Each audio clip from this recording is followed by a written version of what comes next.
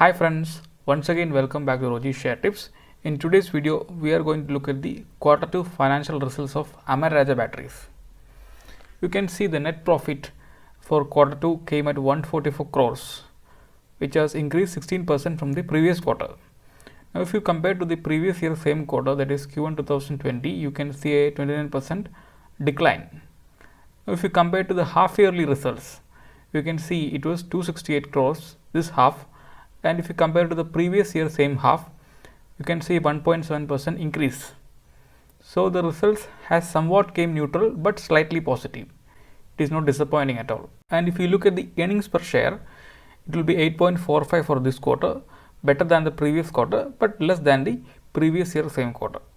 Now if you look at the half yearly EPS, this half has 15.71, which is better than the previous year same half. Now also the company has announced a dividend of 4 rupees to be paid on or before 11 December 2021. So based on the results, the share is expected to go up from a current market price of 698 to 770 in 15 to 20 days time frame.